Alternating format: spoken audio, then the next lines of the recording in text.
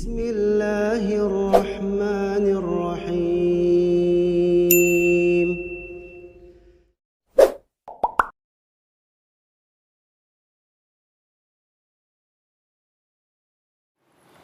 Hidup dunia ini memang ujian. Yang senang, yang susah.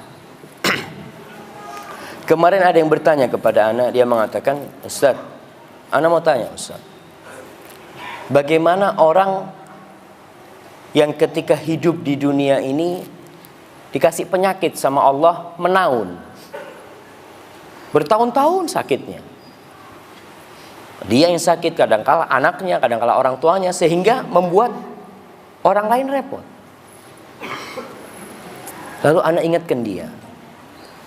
Anak katakan, Allah berfirman, wa nabluukum bisyarri wal khairi fitnah wa ilaina turja'un.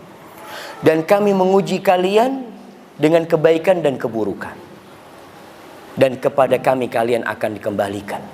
Jadi semuanya itu ujian. Jangan berpikir nih orang kaya nggak diuji. Banyak orang yang diuji dengan harta malah nggak lulus.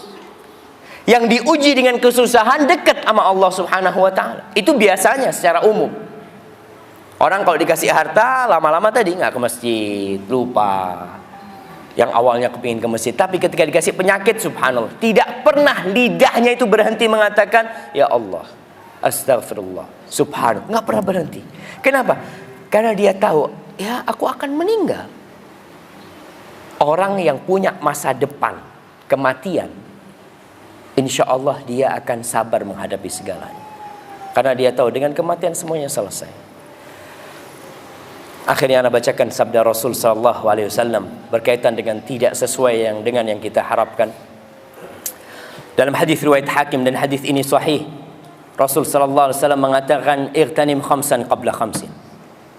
Kalian manfaatkan 5 hal sebelum 5 hal itu datang.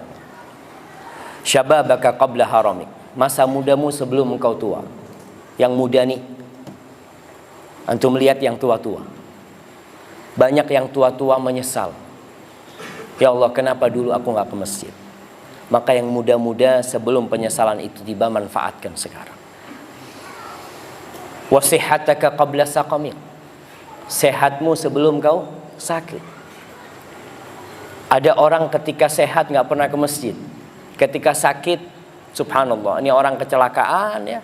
Kemudian dia mungkin patah kakinya, nggak bisa ke masjid. Dia ngomong, ya Allah Ustaz, anak ini kalau kaki anak sehat ya, anak akan ke masjid. Tanyakan, ketika ente sehat kenapa ente nggak ke masjid? Sekarang nih ketika sakit orang berpikir, ya Allah kepingin ke masjid. Orang itu kalau sehat biasa ke masjid, kalau sehat biasa sholat malam, kalau sehat biasa puasa sunnah, ketika dia sakit tetap pahala itu ditulis buat dia. Ini salah satu hikmah dari sabda Rasul sallallahu alaihi wasallam. Yuktabu lil musafiri wal marid ma kana ya'malu sahihan muqiman. Atau kama qala Rasul sallallahu alaihi wasallam. Akan ditulis pahalanya buat orang yang sakit dan musafir apa yang biasa dia amalkan ketika dia sehat dan muqim. Jadi kalau antum sudah tua renta, ya Allah Ustaz, ana dulu biasa puasa Daud, sekarang nggak bisa, jangan usah puasa sekarang.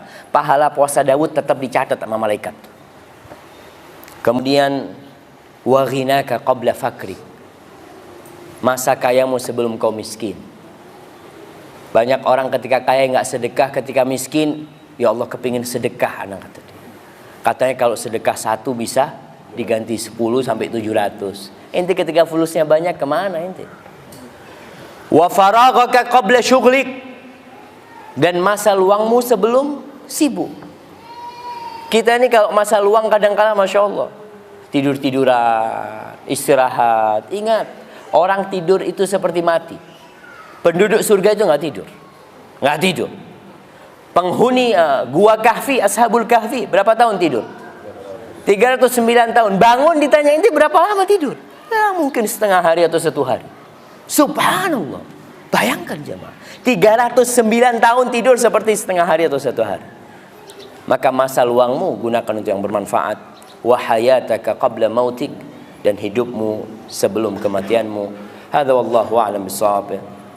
Semoga Allah memberikan kekuatan kepada kita untuk melalui ujian-ujian ini dengan selamat insyaallah.